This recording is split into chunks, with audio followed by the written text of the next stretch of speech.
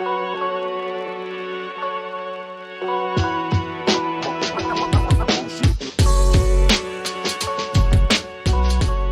right, so we're going to start with the rapid fire round. At what age do you want to retire? 65.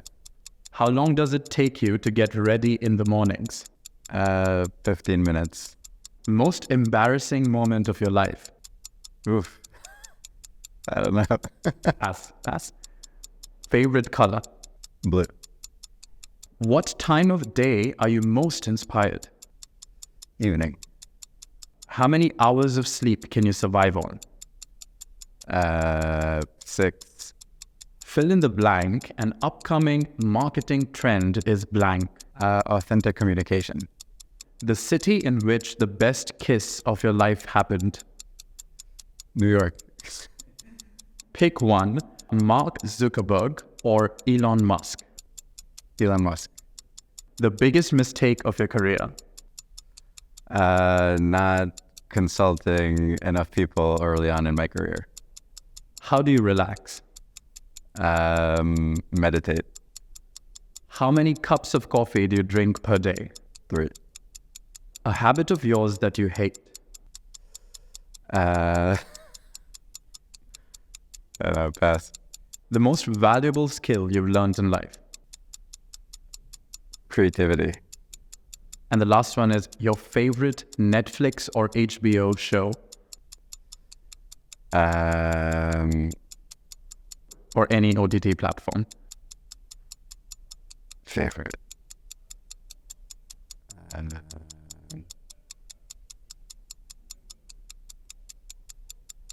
Also can be the last show you watched. And effects. Okay, Ted Lasso. Ted Lasso, okay. That's Apple TV. How about this?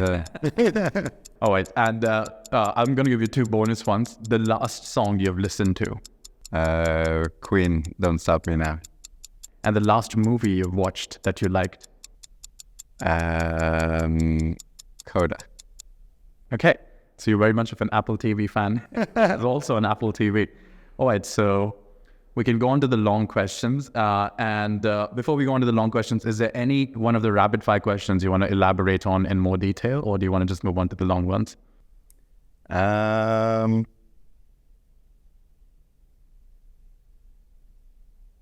think maybe the creativity part. Yeah, go ahead. Do you want to kind of set it up? It was the most valuable skill you've learned in life is creativity. Could you tell us more about that? I think creativity is one of the most important skills that I've gained in my life. I think it's one of the most important tools of being an entrepreneur, being a business person, and being a technology leader. And I think all of us can implement creativity in our day-to-day to solve problems and tell more compelling stories in every single challenge that we tackle. I'm going to move on to the bigger questions now. So as the Senior Vice President of Product at Vimeo, can you provide an overview of your role and responsibilities in leading the development and strategy of video creation and editing products? At Vimeo, I lead all of our video creation and editing products. So basically, a great way to think about it is all of our tools that enable users to go from having no video to having a video on the platform. So everything from the upload experience to Vimeo, which is one of the most common actions performed on the platform today, to creating videos from scratch using our video creation tools, editing videos that you've either created on the platform or uploaded, adding a layer of interactivity on the videos to make those videos more engaging and more immersive. A lot of fantastic use cases for that that we're seeing. And all of our live streaming and live events tools as well. And so what are some of the ways in which they're becoming interactive, the videos? We're seeing really amazing use cases for interactive videos, whether it's adding basic things like hotspots and links on videos, all the way through video branching and kind of choose your own journey or choose your own destiny type of videos with advanced branching, and interesting things around shoppable videos as well. And I think the most interesting thing with interactive videos, it's really a new medium to engage users through video in a much more engaging type of manner. And we're seeing really interesting use cases across the board for all the different examples that I mentioned before, whether it's for learning and development videos, marketing videos, campaigns, and even at Vimeo, we use interactive videos for our investor calls and quarterly updates, which is pretty cool.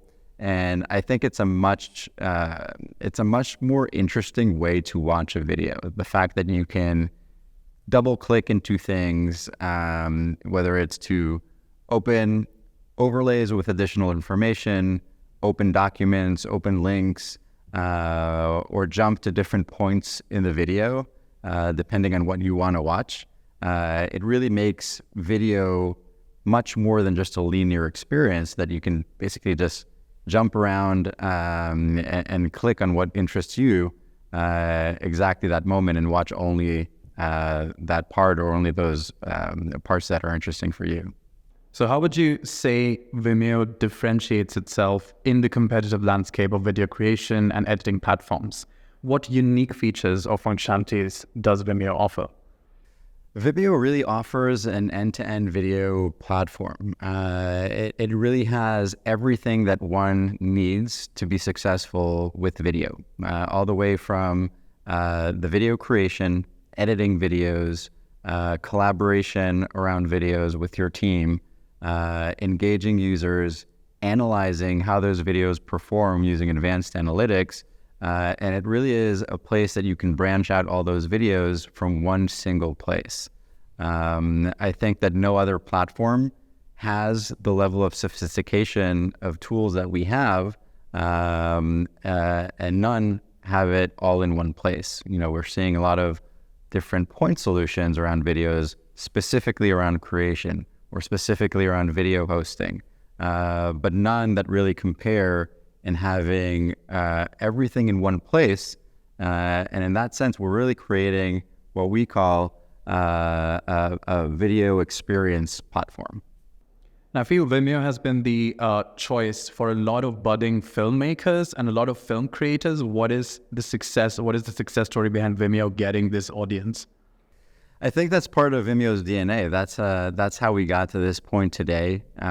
Creative professionals, filmmakers, directors found Vimeo as a home for their videos. I think that also kind of set the bar for us as a company in terms of the standard and level of quality that you can expect from the platform and the type of content that you can find on it. And it's part of our DNA today. Everything that we do, everything that we ship, and everything that we want our product to convey really reflects that high level of quality and standard that I think was set initially by that very creative industry and creative people that helped make Vimeo what it is today. So what does the future look like? Can you share some insights into the latest innovations or developments in video creation and editing that you and your team have been working on at Vimeo? So we're constantly raising the bar when it comes to all of our tools that we provide our users. I think that one of our key themes is really making a much more connected product and see how we can leverage the different parts of the platform to really empower users to get started with video in a much easier way. Removing those blockers, removing those barriers to entry. I think there is no question today in anybody's mind, especially after the past few years that we went through, that video is the future. Whether you're an individual, a creative professional, a business, whether you're a marketer or somebody who is in charge of employee communications, or even an executive at a company, everybody needs to communicate with video but we also know that many people find that pretty intimidating. No, it's not that very trivial for people to immediately jump on board, get started with creating videos. It sounds like something that would be a bit more challenging and complicated, and something that is for the video professionals to do. And we're saying, no, anybody can do it. And I think bringing those barriers down, that's a huge part of what we're doing. And it's a huge emphasis on some of the really exciting things that we're working on today, which also leverage AI. So could you tell us more about where does generative AI fit into Vimeo's larger product strategy, and what can we expect on this front in the future? So AI is not something that's new to Vimeo. It goes back to previous acquisitions that we did with Magisto and Wibbitz, which were automated video creation tools based on AI. So it's something that we've been heavily investing in for the past few years. And we really believe that AI has the power to lower those barriers of entry for anybody to get started with video. So one of the most exciting things that we're launching now is what we call one-take editing. And what it means is basically that anybody can get started with video communication. So you can record your video, communicate through video in a much easier way. And it starts with our Record Studio. It's a brand new experience to record video messages and video communication, which leverages AI throughout the process. So it starts with an AI script generator, so you can ask the AI to help you write your script. So it's kind of having like your own personal speechwriter. We know that even the president of the United States has a speechwriter. So now everybody can have one. And it's something that really solves writer's block. We believe that there's kind of like that blank canvas problem, that anytime you want to get started with something, if you're staring at a blank canvas, it's really hard to get started. So the AI script generator really helps you kind of get through that first hurdle in your creation process. So once you have that script, you can open it up in a teleprompter, which is a cool little tool that you can see your script that was generated through the AI, record your video, and you don't have to worry about messing up throughout the video. It's very intimidating. We all make mistakes throughout the video, but once you understand what's coming next in the product, you don't have to worry about it. That's why we call it one-take editing. Once you're done with your recording, you land on our brand new text-based video editor. So basically, we transcribe the video. Everything that you said is written. You see it on the side beside your video, and you can automatically, magically remove all of the gaps and filler words like ums and ahs, which we all say. I say it many, many times, even in this interview. And it's really an amazing tool to clean up that video and make it much more polished. And those moments that you did mess up, you can just highlight them and delete them. So it's basically enabling users to edit a video just like they would edit a Word document, which is pretty amazing. So which are the demographics that you plan to also reach out to because of this innovation? What are the demographics that you're aiming for? So we believe that these tools could really help anybody communicate with video better. We're seeing a lot of interest and excitement coming from the marketing community, internal communications, executive communications, and even individuals that want to get their message across through video. Okay, so in your experience, what are some key considerations or challenges when developing interactive videos, live streaming capabilities, and virtual event platforms, which is, I guess, the other innovative side except AI? So I think when it comes to video, it's really about making it easy. Traditional video tools are inherently complex. If you didn't go to film school and kind of studied how to use these advanced tools, it's really hard to get started. So our goal is to really enable users to create sophisticated, high-end, premium content using very intuitive tools, whether it's interactive videos, live events, or even short-form videos for social media. I think one of the main challenges today is also taking long-form content and cutting it up and repurposing it into smaller, shorter pieces of content that you can share on various channels. And that's where we see a lot of the value of bringing these tools together. When it comes to live, I think, that's something that you can't really, it's a no-fail type of product. You have one chance to get it right.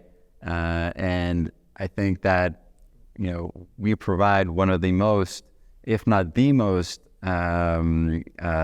stable and reliable platforms to manage video streaming and video events, which we all know are very high stakes in terms of resources, time, effort, and getting it right at the moment. So we did some digging into your past, and in your TEDx talk on breaking old habits to inspire innovation, what are some practical strategies or approaches you have found effective in fostering a culture of innovation within your teams? I think the best way to foster a culture of innovation is to have people on your team constantly ask why. Why are we doing something? And ask it about every single thing and initiative that we work on. We often get wrapped up in the day-to-day and just go with the force of inertia. And I think that it's really important to be able to ask those questions and understand why we're doing what we're doing, or why things are the way they are. And I think combining that with, a certain way of creative thinking, you can really come up with new and innovative ideas that really change the paradigm. Can you share some success stories or case studies of companies that have effectively harnessed Vimeo's products for their marketing or employee communication efforts? So today, the world's leading companies use Vimeo for their video communications, whether it's SMB type of companies that use Vimeo to create and market their brand, to create videos and market their brand, all the way to Fortune 500 companies that leverage Vimeo to host town halls, to engage their users, to use it for async communication. There's just so many different ways to leverage the platform today for any type of business, no matter the size. And we're seeing pretty much any company that you can think of has a Vimeo account and is actively using it to engage customers or employees through video. And is there any particular company or small business or medium-sized business that is an interesting story that you'd like to tell about how they transformed something or any interesting campaign they did? I don't know if I can mention any of the... Oh, okay. Oh, wait. So, I tried to elegantly. Fair. How do you ensure the security and privacy of video content on Vimeo's platform, especially considering the sensitive nature of some corporate communications? We adhere to the most strict privacy and security levels and compliances. We even recently actually hired a new Chief Information Security Officer, Mark Carter, to join the team. So we treat it with the highest level that we can. And how does Vimeo approach accessibility and inclusivity in its video creation and editing products to ensure they can be used by a wide range of users? So we try to make all of our products accessible through accessibility standards. And I think by nature, just having a product that is video makes content by definition more accessible. The fact that we also transcribe all the videos, make them searchable, is something that I think really helps anybody gain access to more information in an easier way. All right, so the last question for you is of a personal kind. What would you be doing in your life if not this right now? If I wasn't working at Vimeo or I wasn't in technology, I would probably be a professional organizer, kind of like Marie Kondo.